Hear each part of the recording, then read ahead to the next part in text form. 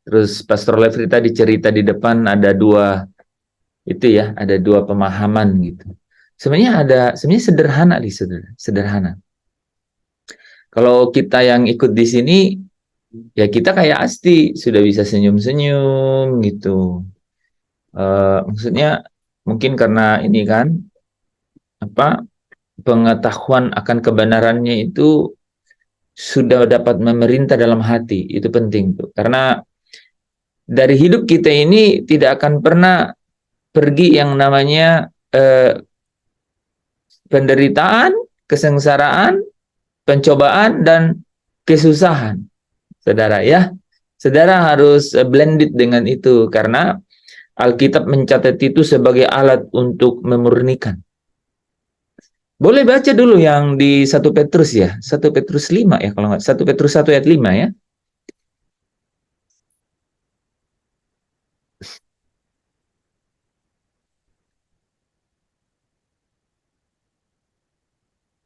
Maksud dari semuanya itu adalah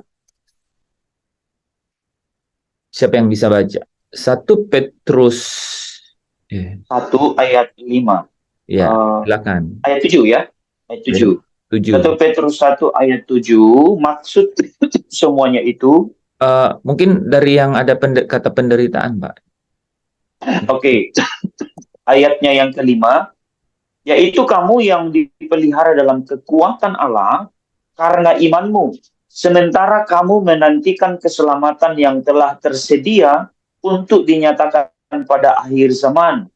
Bergembiralah akan hal itu. Sekalipun sekarang ini kamu seketika harus berduka cita oleh berbagai-bagai pencobaan. Maksud semuanya itu ialah untuk membuktikan kemurnian imanmu yang jauh lebih tinggi nilainya daripada emas yang fana, yang diuji kemurniannya dengan api, sehingga kamu memperoleh puji-pujian dan kemuliaan dan kehormatan pada hari Yesus Kristus menyatakan dirinya. Wow, keren. Jadi ada dua hal di sini ya, kebetulan saja nih ketemu. Saya nggak persiapkan ayat ini, tapi saya tanya Tuhan sampai buka kamera tadi belum tahu mau nyampain apa teman-teman. Tapi saya selalu percaya bahwa kita harus selalu mendengarkan apa yang kita harus sampaikan ya, karena kita ini hamba alat, saudara ya. Nah, percakapan dengan Asti saya kira menuntun saya untuk masuk ke ayat ini tadi ya. Bapak Ibu sudah dikasih Tuhan, ada dua poin yang menarik ya. Saya katakan tadi bahwa ketika dia datang, maka aku melihat, kata Rasul Yohanes, di mulutnya seperti nyala lidah api, gitu saudara. Nah, artinya dia memurnikan, gitu saudara. Dia memurnikan. Nah, apa yang dimurnikan? Atau untuk apa dimurnikan? Ya, jadi apa yang dimurnikan dan untuk apa dimurnikan? Tapi sebelum kita melaju jauh dan melaju cepat, kita step back satu dulu ya, satu langkah kita kembali mundur. Karena udah terlalu banyak nih puzzle atau elemen-elemen yang teman-teman dan saya bisa lihat. Maka kita perlu untuk selalu ini loh. Kita perlu untuk selalu step back gitu ya, kembali mundur untuk lihat dari jauh atau dari atas gitu. Semua yang sudah kita pelajari gitu. Pengetahuan akan kebenaran itu membangkitkan iman saudara.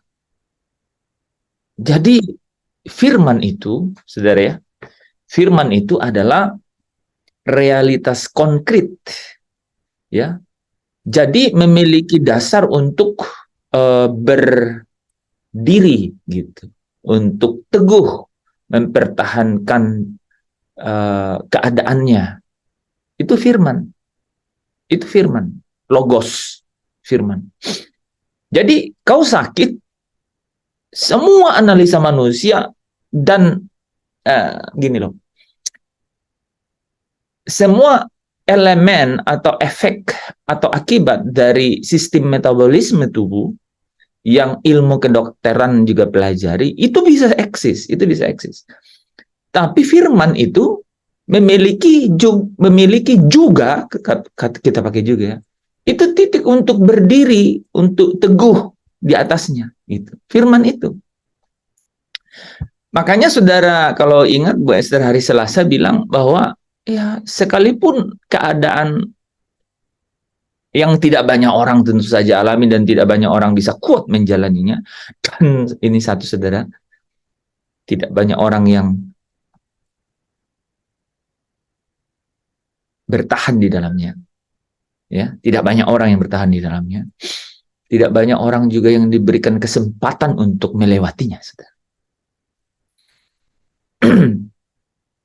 Itu karena apa? Itu karena firman. You believe it or you do not believe it, gitu ya. Itu firman itu punya pilar sendiri, dan pilarnya itu adalah Allah itu sendiri. Itu yang saya dan saudara harus kenakan dalam hidup ini. Jadi sirkumtansi atau Getsemani di luar sana yang mengerikan itu, yang buat Yesus bisa meneteskan keringat seperti darah. Tapi ada batu untuk bertelut untuk dia berdoa dan berseru kepada Bapaknya, engkau dan saya punya hiding apa namanya kemarin, hiding place, ya, hiding place atau sekinah, tempat satu tempat kediaman Allah di dalam dirimu, ya, ada sekinah glory di dalam diri saya dan saudara. Itu memang memiliki pijakan yang tidak ada kaitan dan tidak terpengaruh oleh situasi di luar, gitu. Itu harus benar-benar kita harus miliki, jadi pengetahuan akan kebenaran. Karena tahu nggak saudara, perasaan itu tidak bisa dikendalikan oleh manusia, tapi akal itu punya titik nalar yang logis, akal itu. Ketika orang sudah begitu bimbang, gelisah, dalam tekanan atau intimidasi, akal itu masih kerja, tapi perasaan itu, feeling itu nggak bisa kerja. Semua hanya terasosiasi dengan situasi. Kalau darah lihat, dia akan teriak, dia akan gemetar. Kalau orang semua teriak chaos, maka dia ikut chaos. Itu perasaan. Tapi akal itu dia punya nalar yang logis, gitu. Nah, makanya Alkitab selalu berkata pengetahuan akan kebenaran. Nah, ketika kita memiliki pengetahuan akan kebenaran itu, saudara bisa begini, iya, memang keadaannya begini, tapi aku masih punya satu tabungan, gitu. Aku masih punya satu percaya, aku masih punya satu keyakinan bahwa firman ini tidak akan pernah berlalu. Sekalipun segala sesuatu ini berubah dan segala sesuatu ini tidak menentu, tapi aku tahu firman ini adalah firman yang tidak pernah berubah. Yang kata apa sendiri, kata Tuhan sendiri, dia akan mengerjakan apa yang Allah kehendaki dan akan berhasil dalam apa yang Allah suruhkan kepadanya. It's going to complete and accomplish. Jadi dia akan menyempurnakan dan menyelesaikan apa yang Allah mau. Saya tidak mengerti dan tidak paham, tidak tahu apa yang secara detail saudara alami, ya. Tetapi tidak ada satupun di antara itu yang kemudian Allah Bapa melalui firman-Nya dan Roh-Nya yang hadir di tengah-tengah kita tidak dapat membawa sukacita dan damai sejahtera yang melampaui segala pencobaan, penderitaan, kesengsaraan dan kesusahan itu. Karena Yesus berkata, aku diutus, dan ketika aku diutus, aku mengalahkan dunia. Dia menang atas dunia. Sehingga saya dan saudara mempunyai pengharapan. Pengharapan apa? Bahwa firman yang hidup itu yang telah menjadi manusia, itu adalah firman yang kita bisa jadikan sokoguru atau pilar dalam hidup kita. Anda harus menang dalam setiap kesusahan, dalam setiap kesengsaraan, penderitaan, dan setiap pencobaan melalui firman. Melalui firman yang engkau tahu, engkau kenal, dan melalui firman yang engkau ke dalamnya engkau menaruh seluruh harapan. Ke dalamnya kau taruh seluruh harapanmu. Ya udah, tidur Ada sana. firman itu. Seluruh harapanmu ada di situ, gitu. Seluruh harapanmu ada di situ. Dan Allah berkata, aku akan mengerjakannya, dan itu pasti berhasil.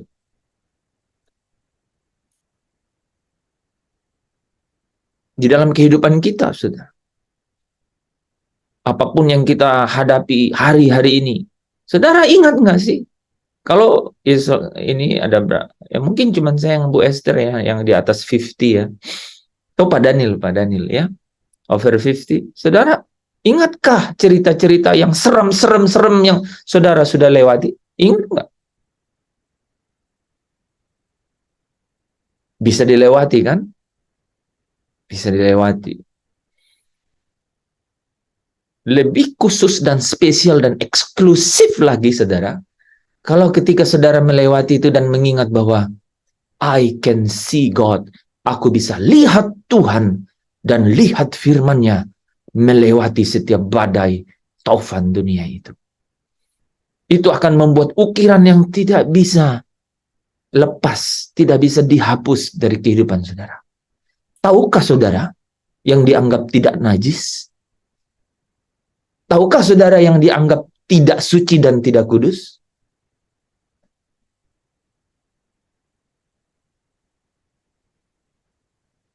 Segala sesuatu yang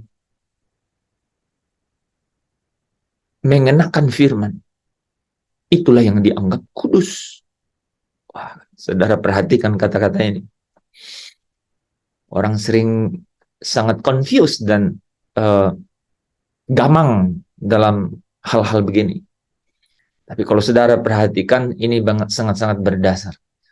Jadi segala sesuatu yang kudus itu karena dia mengenakan firman. Makanya Yohanes 17 ayat 17 katakan, kuduskanlah mereka dengan kebenaran, karena firman-Mu adalah kebenaran.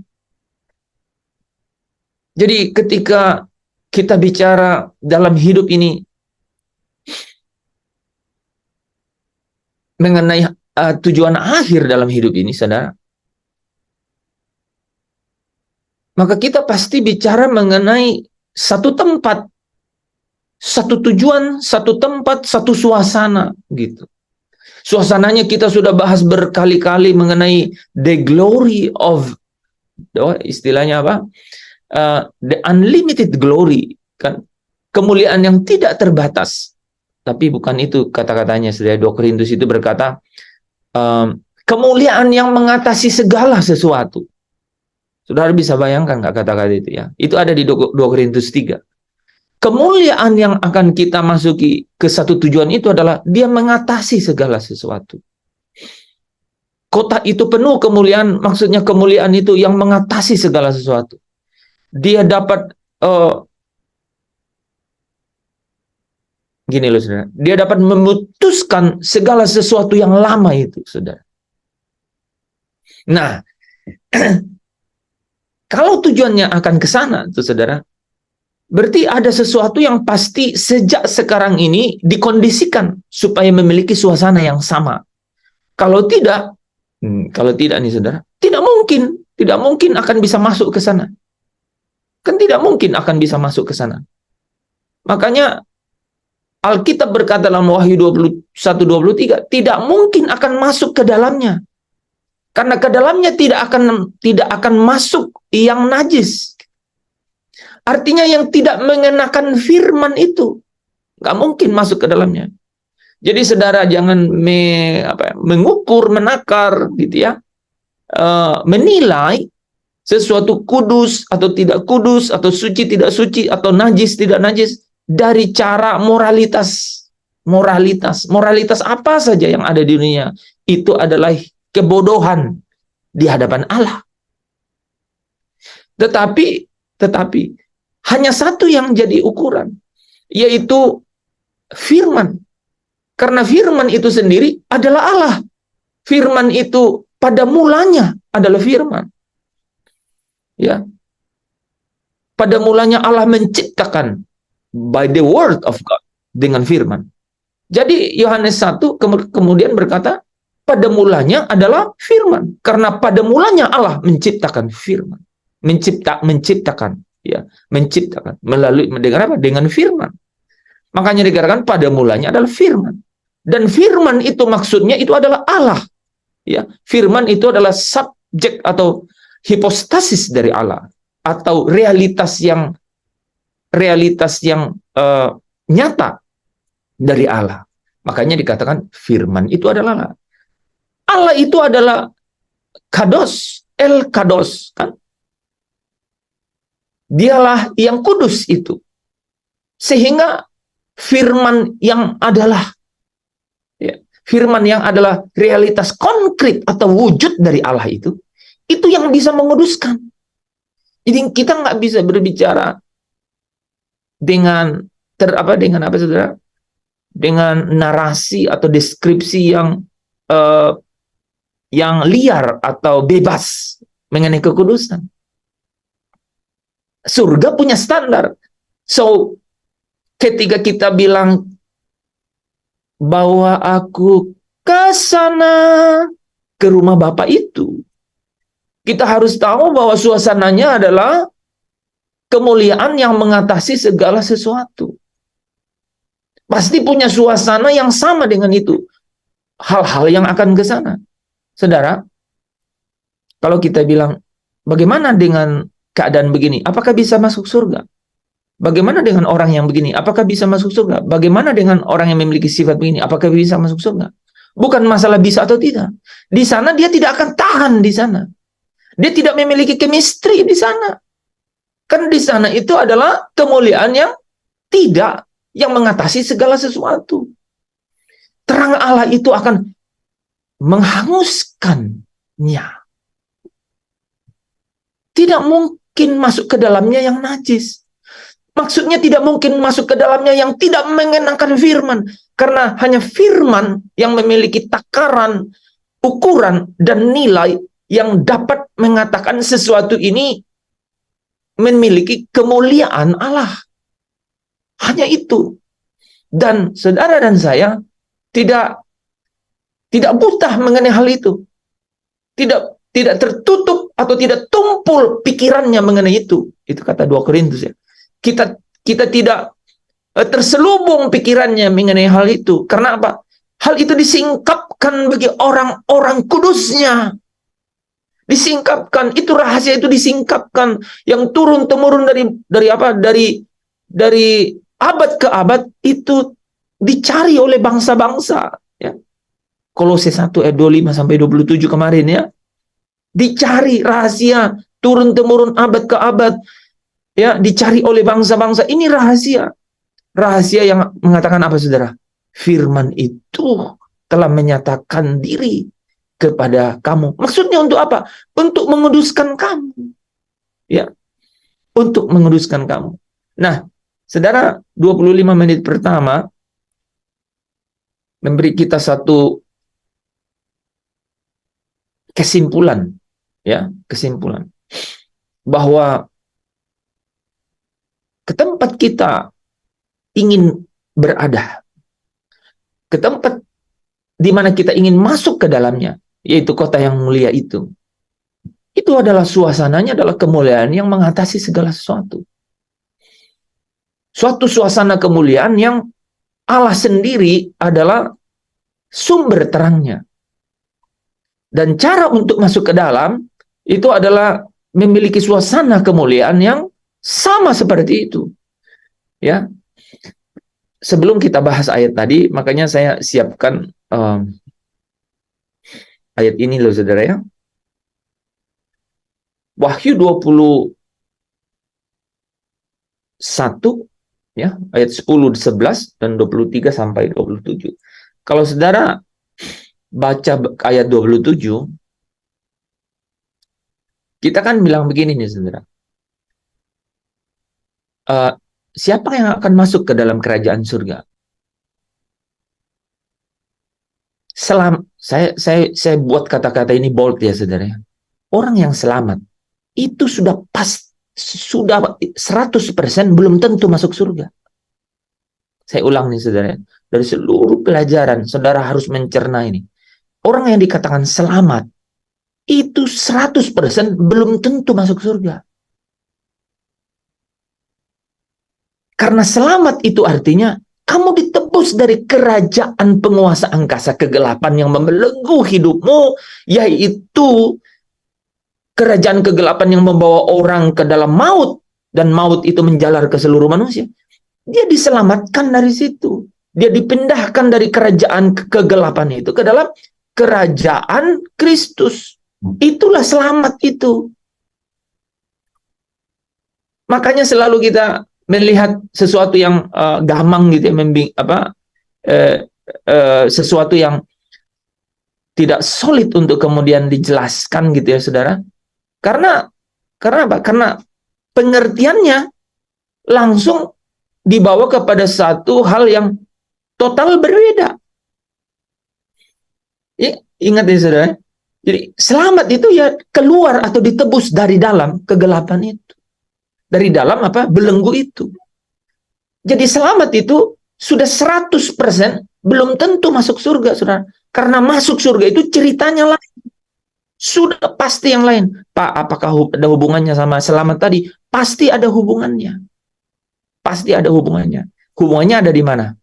Coba teman-teman baca Roma pasal 5, ayat yang kedua sampai ayat yang keempat. Di situ dibahas antara selamat dan masuk surga.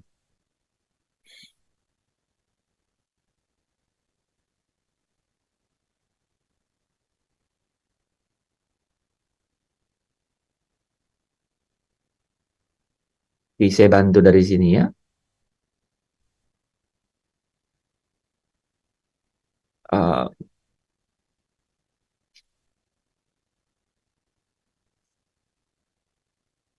Siapa yang bisa baca?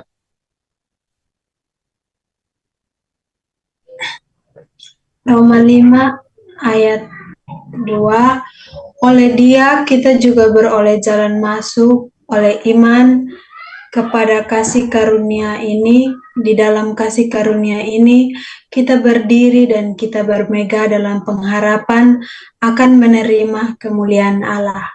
Amin. Amin. Saudara perhatikan ya.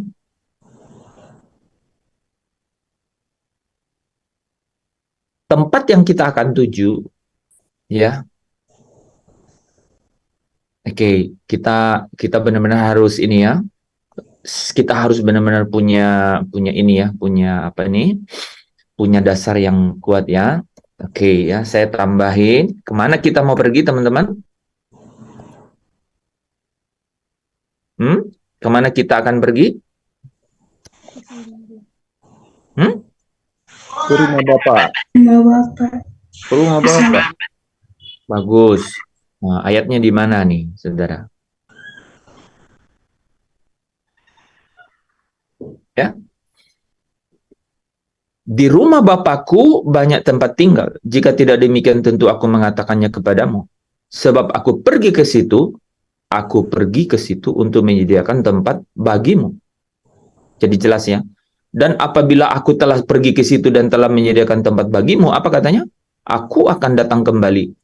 Jadi kemana? Membawa kamu ke tempatku. Tempatku ini di mana?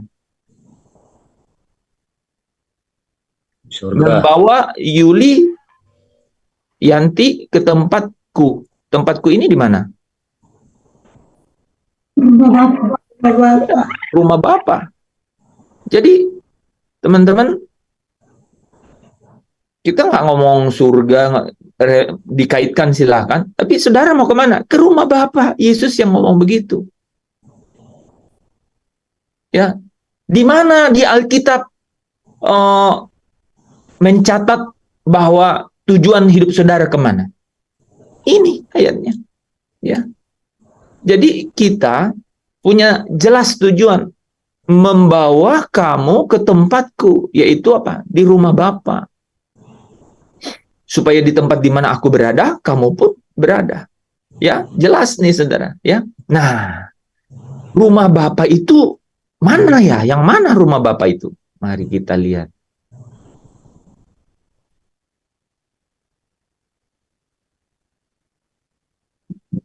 Oke.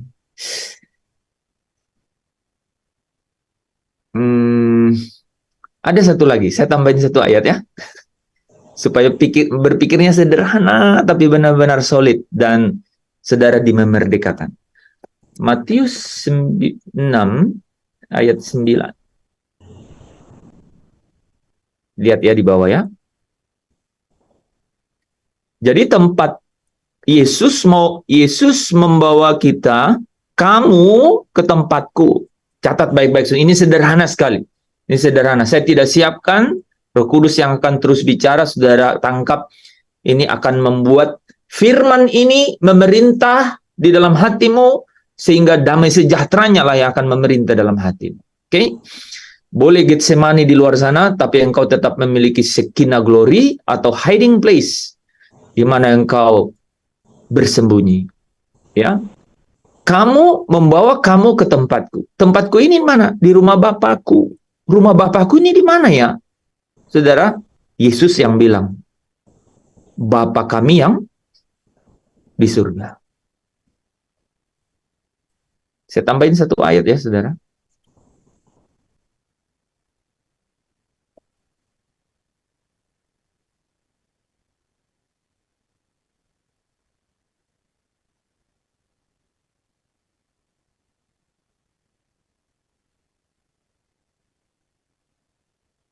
Bapa kami yang jadi Bapa, rumah Bapa ini ada di mana, saudara? Surga. Di surga. Oke, ini Bapa kami yang di surga. Oke? Terus lihat saudara Yohanes 17 ayat. Demikianlah kata Yesus, lalu ia menengadah ke langit. Dia berkata, Bapa. Jadi Bapa itu ada di surga dan rupanya di langit ya. Boleh? Oke. Sekarang kita lihat apa yang Rasul Yohanes lihat. Sampai sini ikutin ya. Ikut ya. Yang bisa ikutin bilang iya gitu. Amen. Oke. Ya, ya, saudara, ini sederhana, saudara. Ini akan kau renung-renungkan malam ini sebelum kau tidur. Kau bilang, tujuanku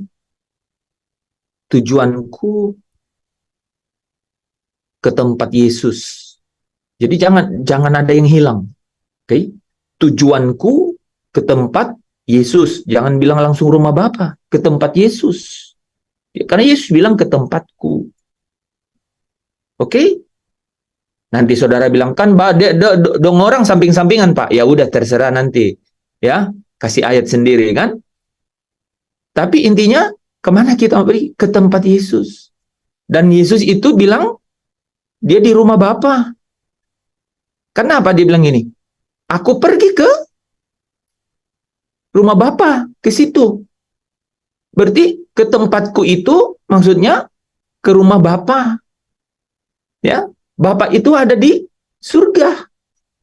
Dan ketika Yesus memperlihatkan kepada kita dia ada di bumi, dia menengadah ke langit. Jadi saudara bisa renung-renungkan itu. Jadi kalau ngomong Bapa kami di surga, jangan tunduk ke atas.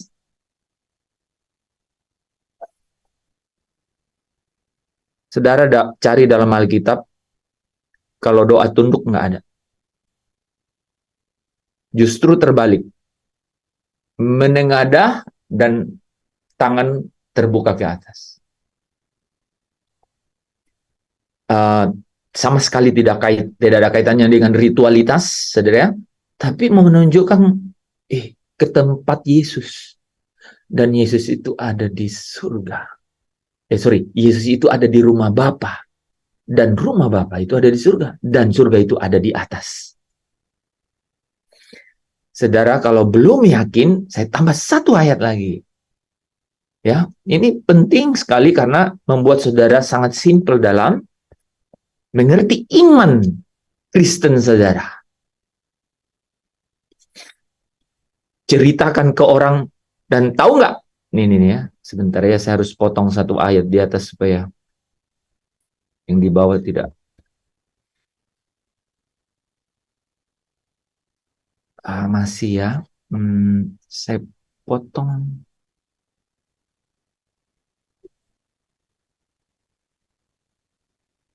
Dulu ini ya, nggak apa-apa ya, nanti tambahin lagi.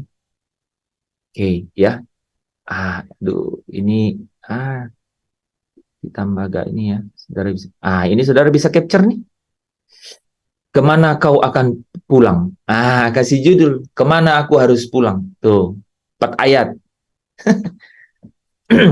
Ya, Yesus bilang membawa, ganti nama saudara. Membawa Yanti ke tempat Yesus. Wah, luar biasa. Kau bisa baca Alkitab setahunan, tapi kalau kau tidak memiliki getar dengan ayat, dengan kata-kata itu, aduh, relationship saudara belum eksklusif. Yesus membawa apa? Aku dibawa oleh Yesus ke tempatnya. Oke? Nah, ini saudara, ya. Jadi dia akan datang kembali dan membawa kamu ke tempatku, membawa kita ke tempatnya. Tempatnya Yesus. Dan tempatnya Yesus itu di rumah Bapa. Rumah Bapa itu ada di surga. Dan surga itu rupanya ada di atas, di langit. Untuk membuktikan bahwa ini di atas, kan ada langit di bawah, Pak. Coba kita baca ini. Karena itu kalau kamu dibangkitkan bersama Kristus, carilah perkara yang di atas. Katanya apa? Di mana Kristus ada. Jadi saudara kalau baca nih, oh dong duduk di sebelah kanan Allah. Pas lah. Haleluya ya, saudara ya. Jadi tempatku betul rumah Bapa. Karena mereka ya duduk di situ bersama. Sebelah kanan. Saudara, ke sana kita akan pulang. So, sekarang saya akan bawa saudara ke 2 hal sebelum kita selesai ini. Ini tinggal 30 menit lebih ya. Kedua hal. Pertama, ke tempat itu, ada apa dengan tempat itu? Tempat itu menjadi penting suasananya karena tidak mungkin ada sesuatu yang tidak memiliki chemistry yang sama bisa masuk ke sana. Hancur dia. Angus dia di sana. Itu loh saudara. Itu maksudnya.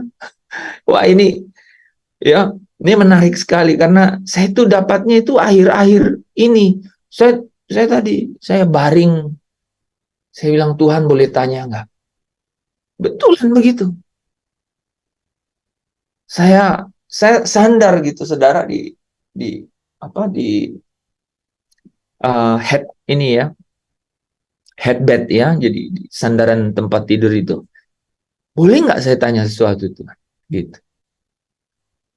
Kenapa ya dibilang tidak ada yang najis yang masuk ke dalamnya? Kan pengertiannya bisa kemana-mana gitu, narasinya bisa kemana-mana gitu, ya. Tapi Tuhan langsung kaitkan dengan firman, saudara. Jadi tidak najis artinya apa? Dia harus kudus. Saya ulang saudara ya.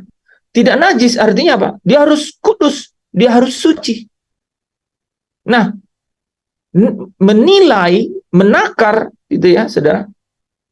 Mengukur suci dan kudus ini tidak ada dan tidak bisa dengan cara yang lain kecuali apa? Melalui firman. Ya, makanya Yohanes 17 ayat 17 katakan, kuduskanlah mereka dengan kebenaran. Firman-Mu itulah kebenaran.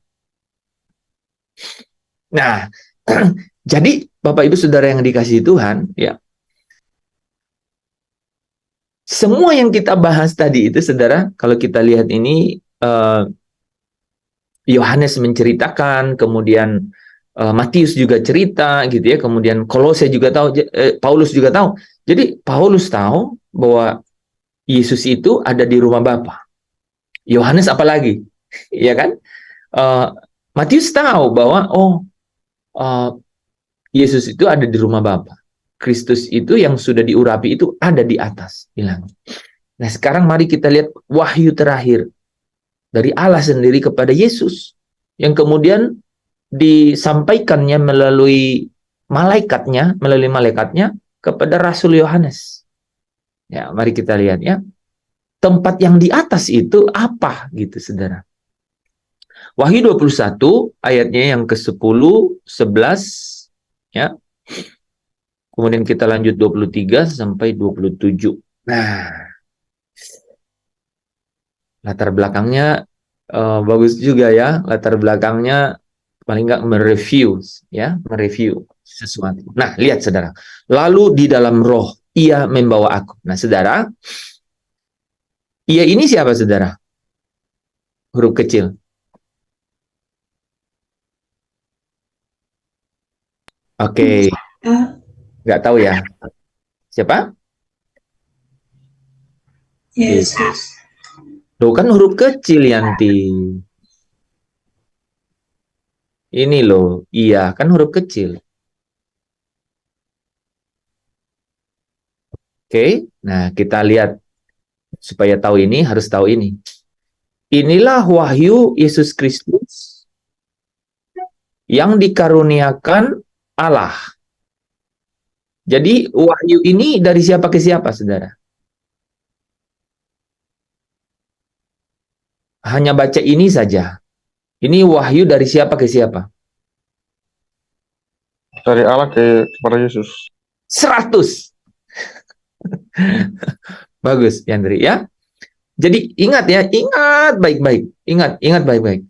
Saudara udah ngomong tadi ya bahwa Yesus itu ada di rumahnya Bapa. Bapa itu ada di surga. Nah, sekarang Bapa di sini itu adalah Allah Bapa. Nah, Allah Bapa ini saudara kepada Rasul Yohanes, Allah Bapa ini saudara itu memberikan wahyunya kepada Yesus. Yesus waktu itu ada di mana saudara? Udah ada di surga. Udah ada di surga. Nih saudara tahu ya.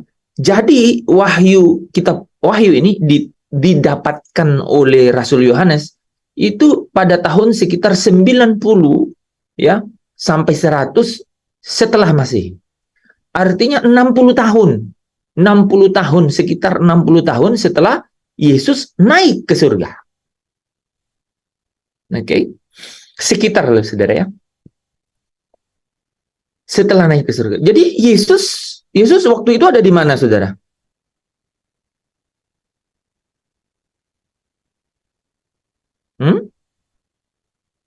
Di sebelah kanan Allah. Nah, oke. Jadi kitab ini itu dari Allah, wahyu ini dari Allah kepada Yesus Kristus. Ada di situ, di atas, nah saudara. Nah, bagaimana Yohanes yang manusia bisa lihat? Ada di bumi. Gitu ya, mikirnya bisa sederhana ya. Ya. Nah, saudara lihat kalimat lanjutannya. Supaya ditunjukkannya kepada hamba-hambanya. Apa katanya? Apa yang harus segera terjadi. Jadi kepada hamba-hambanya. Jadi sebenarnya tujuan wahyu ini untuk siapa, saudara?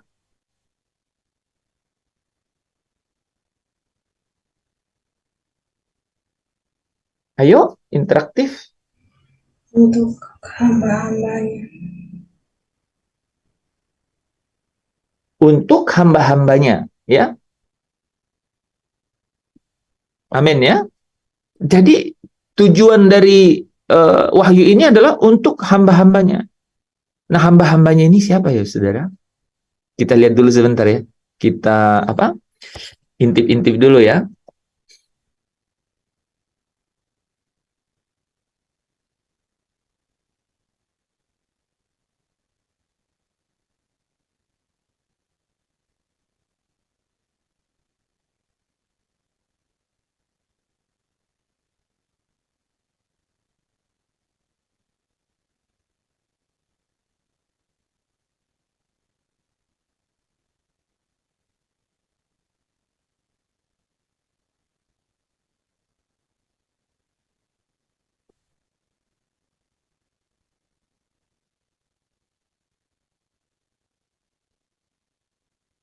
Saudara lihat ya, Wahyu pasal 1, Wahyu pasal 22.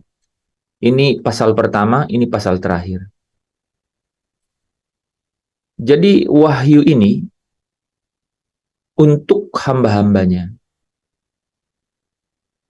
Dan yang menarik adalah di cerita terakhir, Rasul Yohanes itu melihat tahta Allah dan tahta anak domba,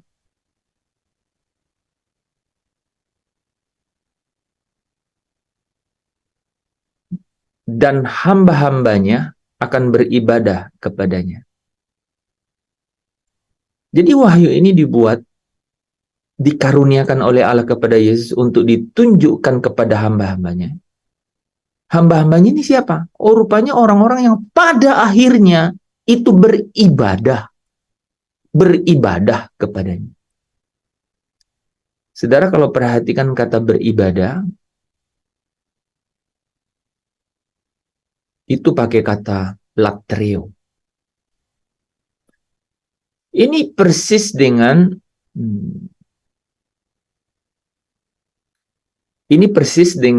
pada saat iblis, saudara ya, mencoba Yesus. Dan Yesus menjawab bahwa hanya kepada Allah saja engkau harus menyembah. Itu latreo. Artinya apa, saudara? Berbakti. Ya, beda dengan pengertian lain yang proskuneo ya, atau sakah ya. Di sini itu berbakti.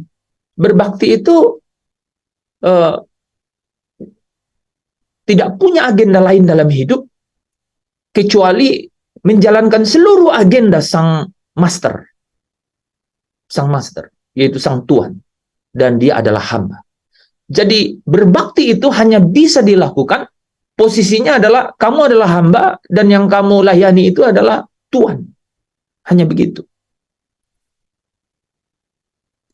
Ya, makanya kalau saudara perhatikan di sini dikatakan dan hamba-hambanya akan beribadah kepadanya. Latrio, berbakti kepadanya. Melakukan segala sesuatu yang hanya untuk kepentingan Allah dan anak domba. Nah, saudara ya, dan dikatakan apa? Hamba-hambanya ini, dan mereka akan melihat wajahnya. Sukacita dan luar biasa yang mereka alami, kan? Dan namanya, ya, saudara perhatikan namanya, ini kata namanya di sini bentuknya tetap singular, gitu. Tapi kan kelihatan, ini sebenarnya ada Allah dan anak domba. Tapi dipakai kata, dan namanya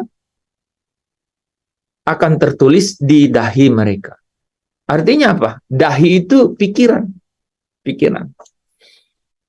Nah, saudara bisa lihat ya, bahwa wahyu ini disampaikan kepada hamba-hambanya. Ya. Nah, tapi melalui siapa, saudara? Dan oleh malaikatnya yang diutusnya. Ini bersusunnya berlapis-lapis nih. Allah telah menyatakannya kepada hambanya Yohanes.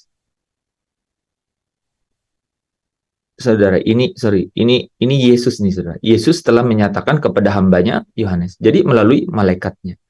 Makanya di dalam setiap ayat ini dikatakan, lalu di dalam roh ia, nah ia ini malaikat. Oke? Membawa aku, Rasul Yohanes. Nah, saudara sudah bisa jelasin ini ya. Karena di sini kan dijelasin nih. Hambanya Yohanes. Berarti hamba-hambanya di sini termasuk Yohanes dong? Iya, ya. Benar nggak? Iya, iya. Makanya di ayat 9 dibilang, ayat 9 bilang apa? Aku Yohanes, saudaramu, saudara dan sekutumu. Oke? Hamba-hambanya di sini pasti mereka yang bersaudara. Dan yang paling pasti ada kakak tua namanya Yohanes. Aku Yohanes, saudaramu dan sekutumu. Oke? Wah, tambah tergali ya, saudara ya. Jadi Yohanes ya Jadi Yohanes melihat ya, karena diperlihatkan oleh malaikatnya. Malaikatnya membawa Rasul Yohanes ke atas sebuah gunung yang besar, lagi tinggi. Dan ia menunjukkan kepadaku kota yang kudus itu, Yerusalem. Ya, kota yang kudus itu. Kota yang kudus itu.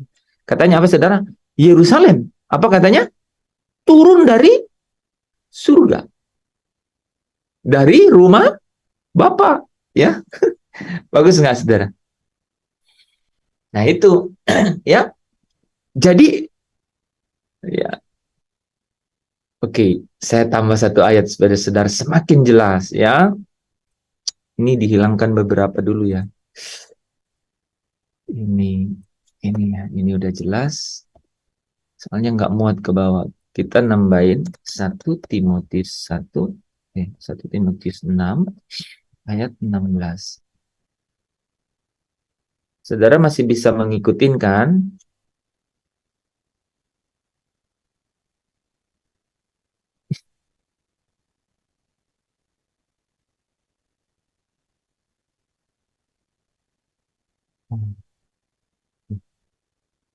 Ya, saudara nih, ya. Jadi turun dari surga dari Allah. Coba baca 1 Timotius 6 ayat 16 ya. Dialah satu-satunya yang tidak takluk kepada maut. Berarti dia ini adalah Allah. Ya. Bersemayam dalam terang yang tak terhampiri. Dia bersemayam dalam terang yang tak terhampiri. Jadi dia itu di atas, saudara. Tempatnya Allah Bapa itu di atas. Apakah di dalam Yerusalem baru? Sudah pasti bukan. Dari kata-kata ini kita bisa lihat. Ya, dan menunjukkan kepadaku kota yang kudus itu Yerusalem turun dari surga. Dari Allah. Jadi ada satu tempat di mana Allah itu ada. Di mana itu? Di terang yang tak terhampiri. Tidak pernah melihat, ya nih, seorang pun tidak pernah melihat dia. Memang manusia tidak dapat melihat dia. Turun dari terang yang tak terhampiri itu, di tempat dia bersemayam. Yerusalem yang baru itu, yang disebut kota kudus. Nah, oke. Saudara, sekarang udah paham satu tempat kemana kita akan pulang, kan? Tempat di mana Yesus ada, dan tempat itu namanya rumah Bapa. Ya, oke. Kita lanjut ya. Nah, kota itu dikatakan apa? Kota itu penuh dengan kemuliaan Allah. Jadi ada suasana dalam kota itu, penuh dengan kemuliaan Allah. Saudara, ya, pada saat manusia jatuh ke dalam dosa, sebenarnya kata-katanya itu jelas sih ya. Ini langsung pakai kemuliaan Allah. Ya. Ini langsung kemuliaan Allah langsung. Bukan hanya kemuliaan. Jadi memang dia hilang untuk dapat sampai kepada kota yang memiliki kemuliaan itu. Makanya tadi kalau kita baca di Roma 5 ayat 2 itu langsung keluar dengan jelas bahwa ya, bahwa di atas kasih, di dalam kasih karunia ini kita itu berdiri dan kita bermegah dalam pengharapan akan menerima kemuliaan Allah, kemuliaan yang hilang. Sekarang memiliki pengharapan untuk menerima kemuliaan Allah. Dan pengharapannya itu apa? Ya di dalam kasih karunia ini. Yaitu apa, saudara? Kolose 1 ayat 27. Kenapa ini? Kolose 1 ayat 27.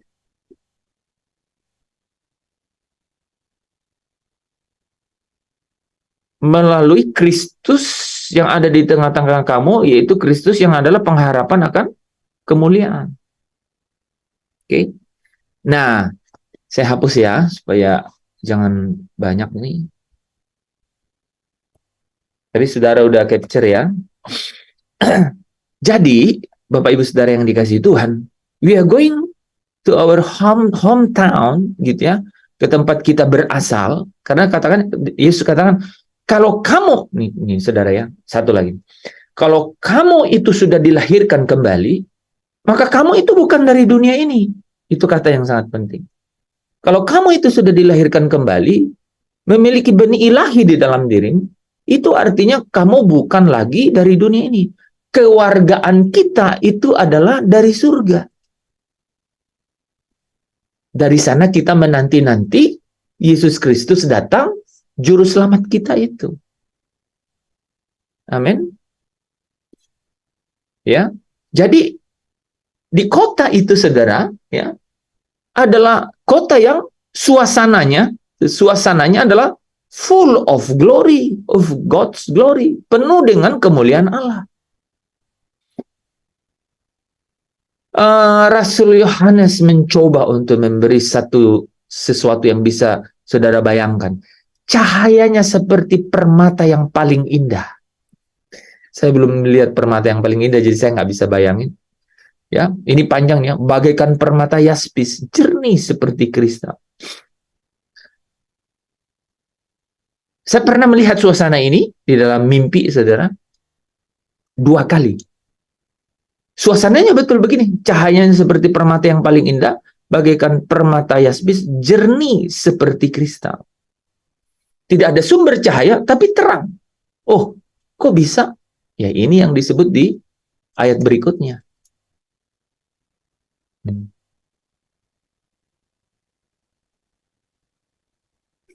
Ini yang disebut di ayat berikutnya. Karena di kota itu tidak memerlukan matahari dan bulan untuk menyinarinya, sebab apa? Kemuliaan Allah menerangi kota itu. Jadi kota itu penuh dengan kemuliaan Allah karena apa? Karena Allah yang menerangi kota itu. Wah, kalau kita bayangannya hanya benar-benar secara fisik, maka sangat terbatas ya. Tapi ini pasti kemuliaan yang mengatasi segala sesuatu. Kata-kata itu saudara tulis, saudara nanti cari ayatnya di mana. Ya, kemuliaan yang dimaksud di sini adalah kemuliaan yang mengatasi segala sesuatu. Pasti di 2 Korintus pasal 3, saya tidak tahu ayatnya, saya nggak hafal. Ya, dan yang menarik di sini, saudara, ada Yesus di situ yang menjadi lampunya. Ya, jadi kalau kita tadi baca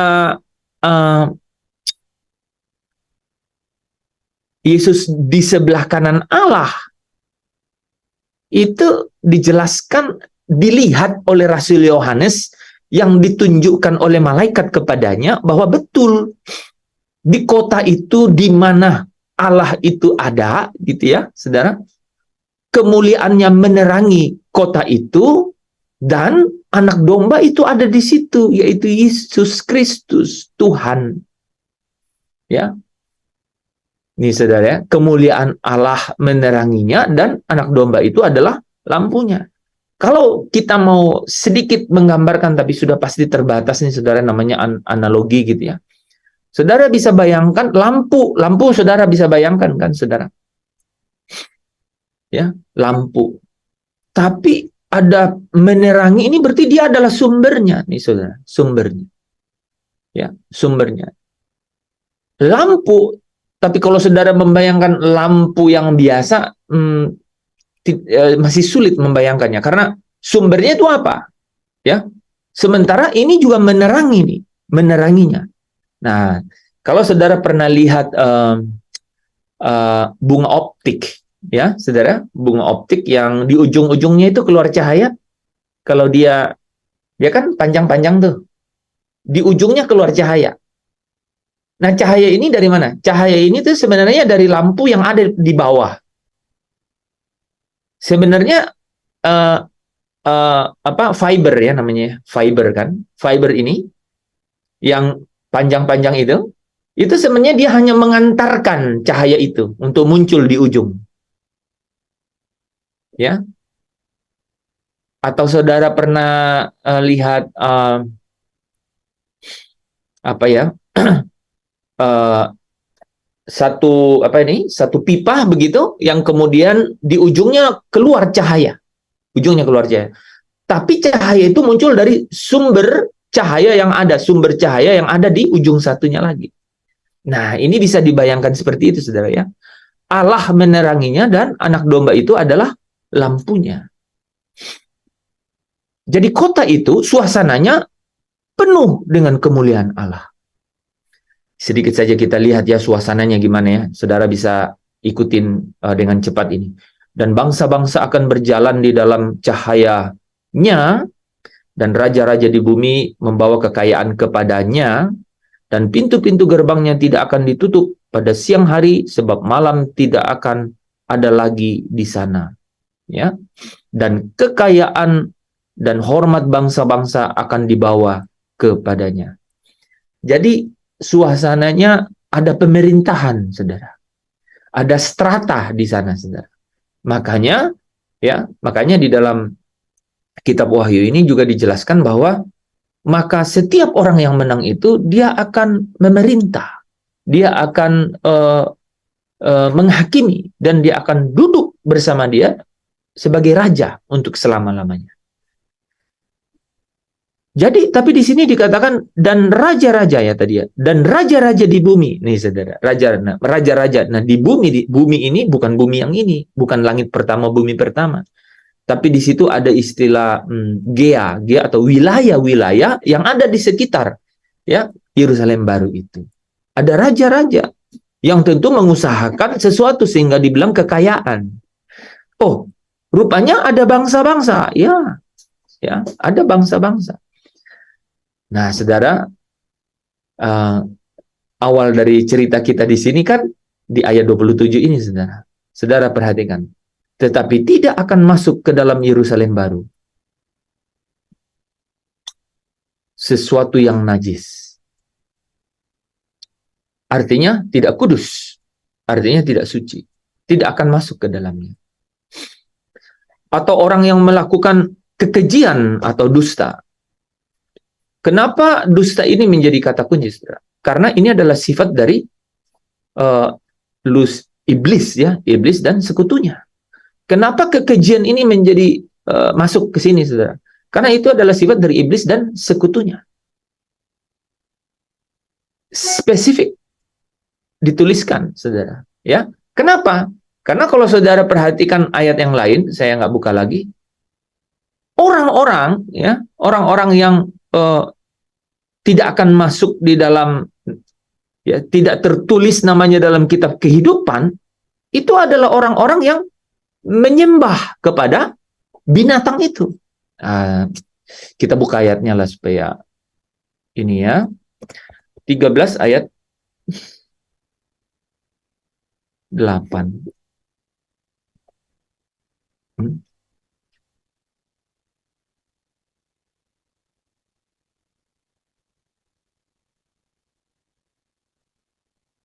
Betul nih, saudara, perhatian ya. Nih. Dan semua orang yang diam di atas bumi akan menyembahnya. Ini maksudnya menyembah binatang itu. Kalau ini berarti nggak jelas. Jadi kita mundurin ya, saudara ya. Mundurin dua ayat. Cukup panjang itu soalnya. Nah, ini nih, saudara nih, ya. Lalu ia membuka mulutnya untuk menghujat Allah, menghujat namanya, kemah kediamannya. Jadi dia memang menghujat Allah. Kemah kediaman Allah di mana? Ya di kota mulia itu. Dan semua mereka yang diam di surga, ya. Dan ia diperkenankan untuk berperang melawan orang-orang kudus, ya. Dan untuk mengalahkan mereka, dan kepadanya diberikan kuasa atas setiap suku, umat dan bahasa dan bangsa, ya. Dan semua orang yang diam di bumi akan menyembahnya.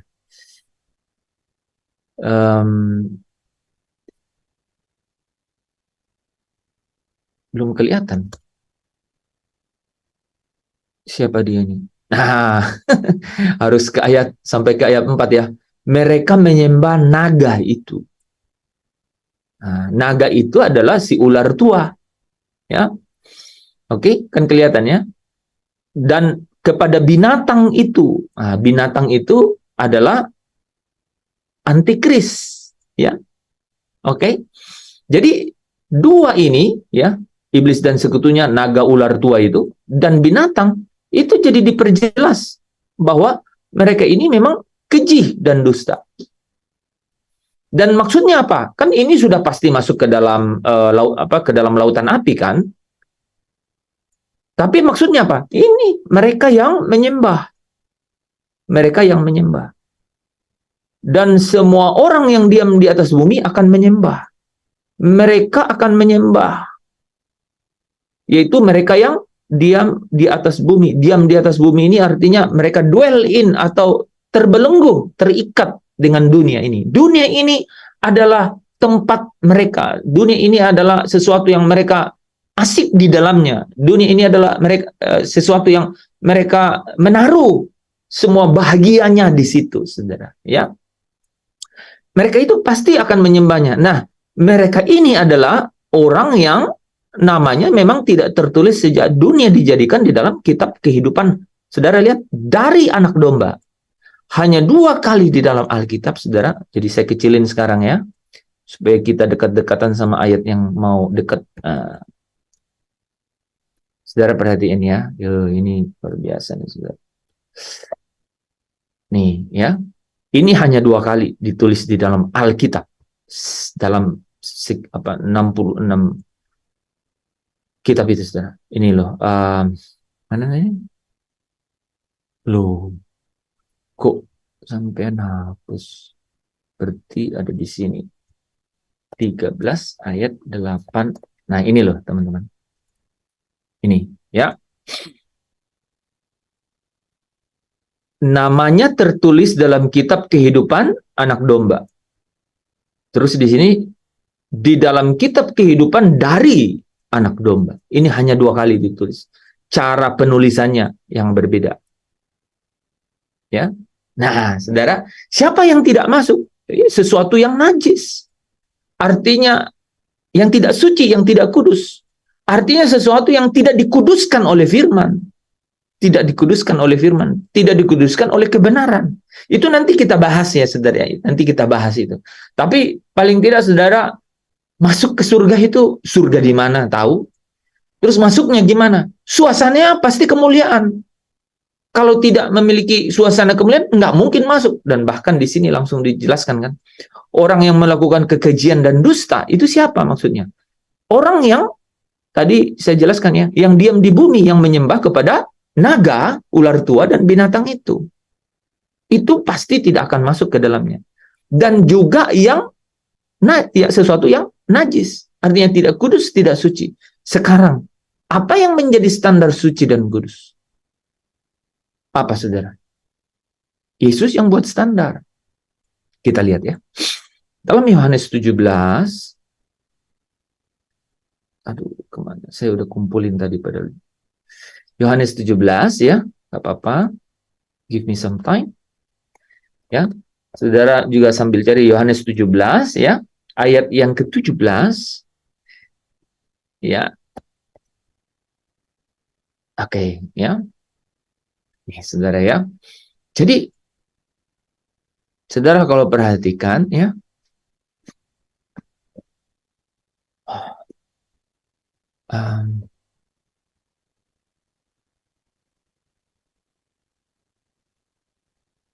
sebentar ya.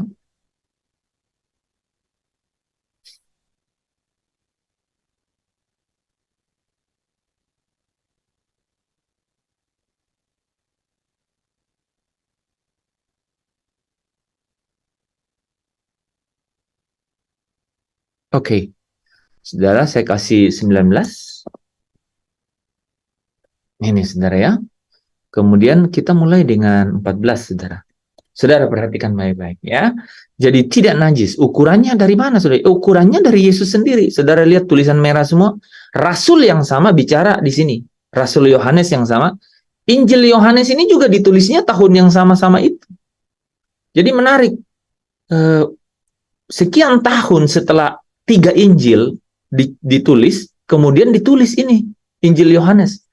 Saudara perhatikan ya. Jadi sesuai dengan Yohanes 14 tadi, di Yohanes 17 sama kan? Dia doa, ya Bapa, aku mau supaya dimanapun aku berada, mereka yang juga bersama-sama dengan mereka juga bersama-sama dengan aku. Sama kan? Dia ingin membawa kita ke tempatnya. Pasti ada caranya, karena standarnya kemuliaan. Dan tidak ada yang najis yang boleh masuk ke dalamnya. Artinya tidak ada hanya yang kudus, hanya yang suci. Nah, Yesus bilang begini, aku sudah menguduskan diriku bagi mereka. Artinya apa? Dia itu sudah mengkhususkan diri. Ya, mengkhususkan diri untuk penebusan kita.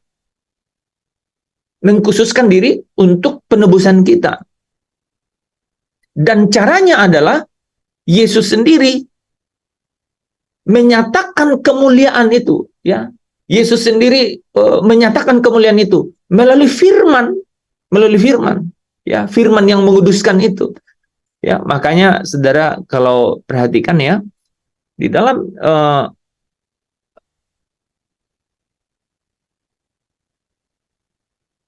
Yohanes pasal 1 ayat 14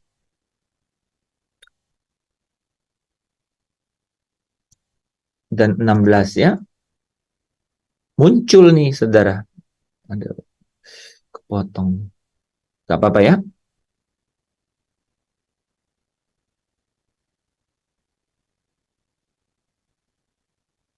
Nah ini saudara ya.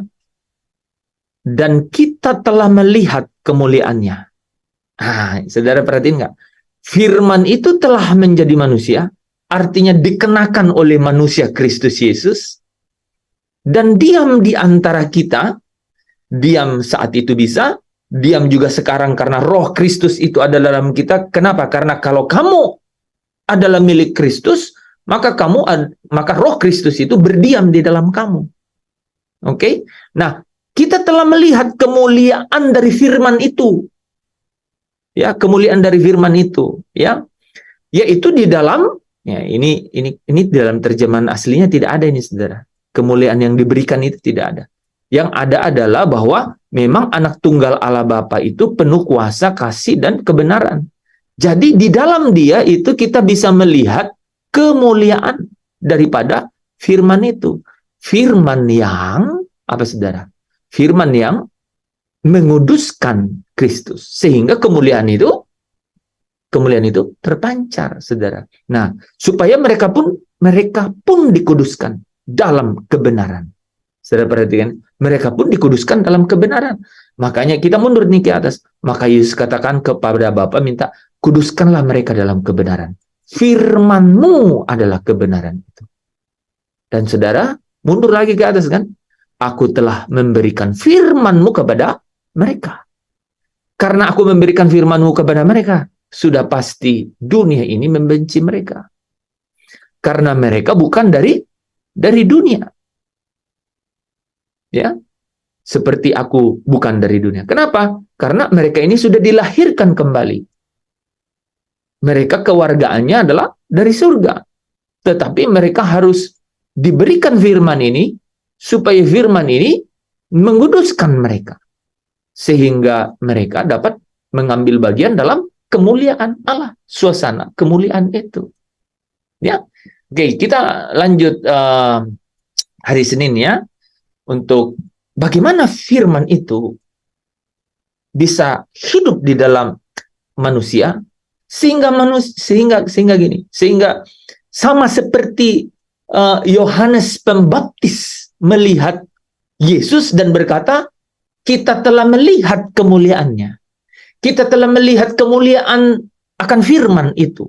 Firman yang adalah realita konkret dari Allah. Allah yang adalah sumber dari kemuliaan. Gimana tuh caranya? Nah, ya, karena orang-orang inilah yang dibilang tidak najis.